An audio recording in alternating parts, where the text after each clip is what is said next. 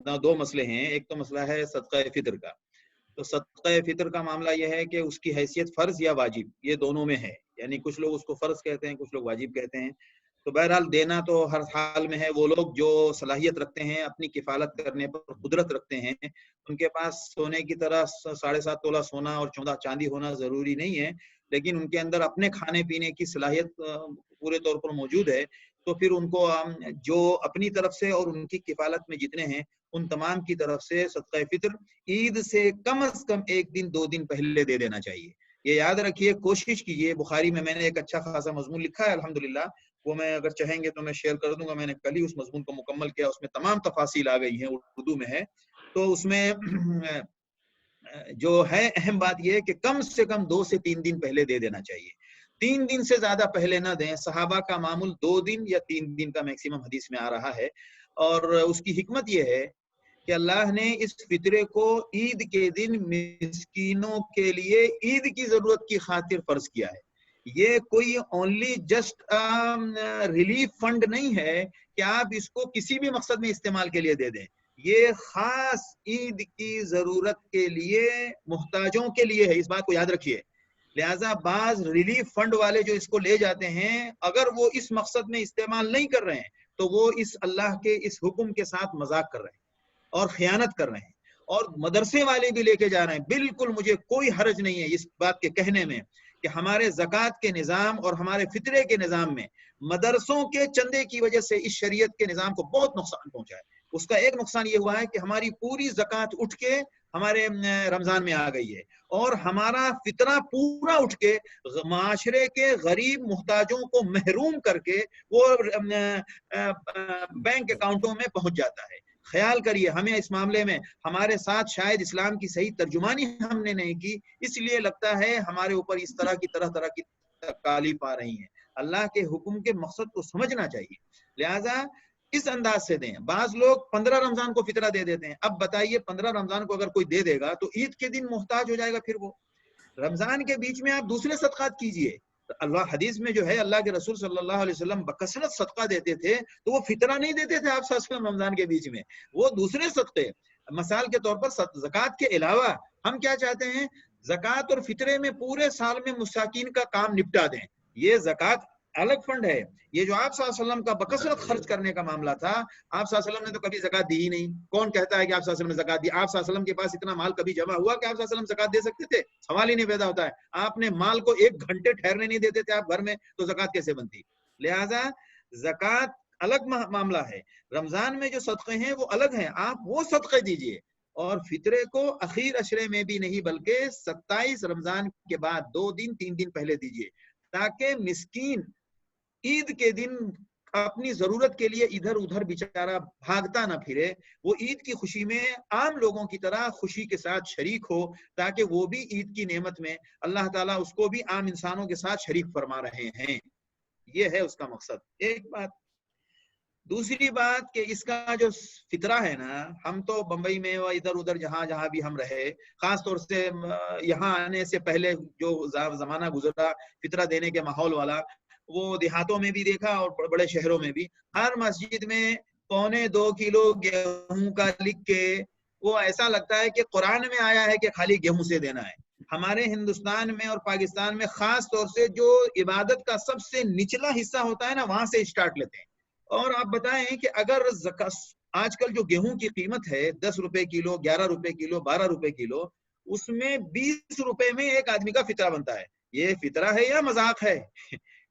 20 रुपए में तो आपकी चाय नहीं मिलती आजकल ठीक से, और आप जनाब एक पूरा फितरा दे रहे हैं। और फितरे की हैसियत मालूम क्या है? हदीस में अल्लाह के रसूल सल्लल्लाहु अलैहि वसल्लम ने फरमाया कि ये रोजेदार के पूरे महीने के रोजे की जो कमी बेशी है ना, जो उससे गलतियां हो गई हैं, गुनाह हो गए हैं, उसका कफारा है ये। वतुअमतुल लिल मसाकिन, और मिस्कीन का खाना है। आप बताएं 20 मिनट में खाना होता है, वो भी ईद का खाना। एक बड़े खानदान का अगर फितरा जमा करेंगे ना, तो बेचारे गरीब को 1 किलो गोश्त भी नहीं मिलेगा। हमारे यहाँ क्या है, हमने 1.25 किलो को ऐसा रट के बताया। इस मामले में अफजल बात हदीस की रोशनी में, असल में मसलक के चक्कर में हम हदीस के बहुत सारे अमाल से महरूम हो जाते हैं। देखें, मसलक हमारी सहूलत है, मैं मसलक का इनकार नहीं करता, لیکن یہ ضرور کہوں گا کہ جب حدیث میں عمل کا صحیح رخ نظر آئے تو آپ مسلک مت دیکھیے، قیامت میں آپ سے مسلک نہیں، آپ کی سنت کا سوال ہو۔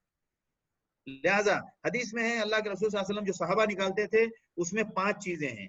طعام کا لفظ ہے، طعام کا مطلب ہوتا ہے ہر کنٹری میں، ہر علاقے میں جو خوراک ہوتی ہے نا، مین خوراک، اس خوراک کا مطلب ہوتا ہے طعام۔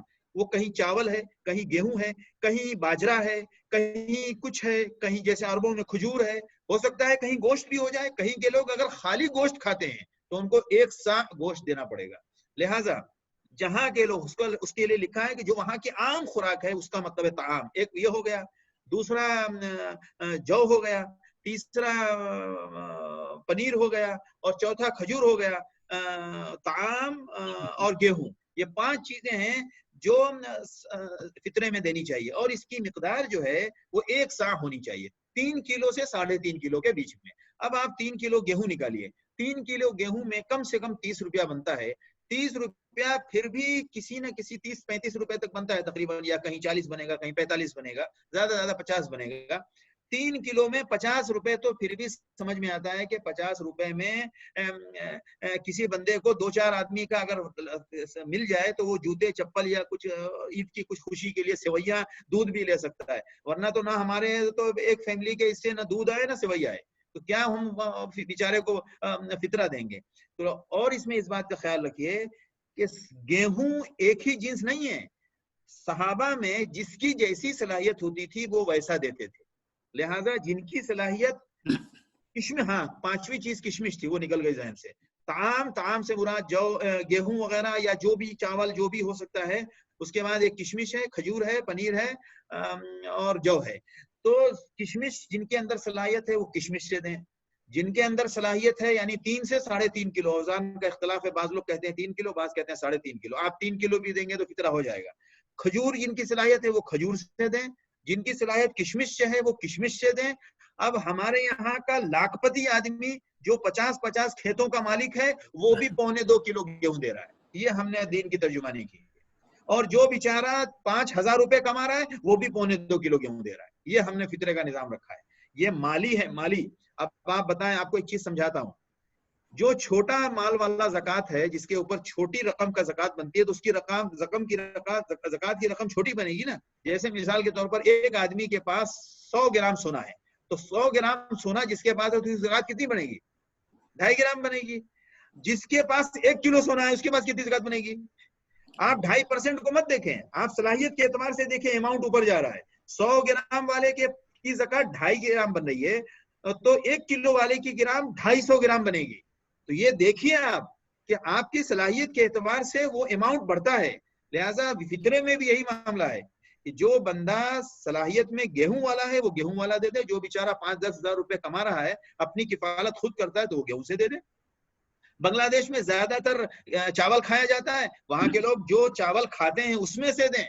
اچھا ایک بات یاد رکھیے، یہ حساب بازار کے جوڑ کے کام خراب ہوا ہے۔ حکم یہ ہے کہ آپ جو کھا رہے ہیں نا وہ نکال کے دینا پڑے گا، لہٰذا آپ جو چاول کھا رہے ہیں وہ چاول دیجئے۔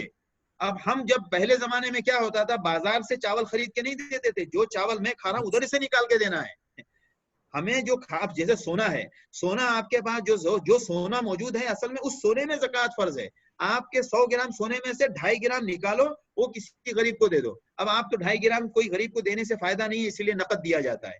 تو جو اب جیسے آپ نے کھیت میں سے آپ نے چاول کاٹے، چاول کاٹنے کے بعد آپ کے چاول 5 کنٹل ہوا، تو جو کھیت میں سے کاٹا ہے نا ادھر ہی سے دینا ہے زکوٰۃ، نہ یہ کہ آپ بازار سے خرید کے دیں۔ تو یہ ہوتا ہے زکوٰۃ کا اصول۔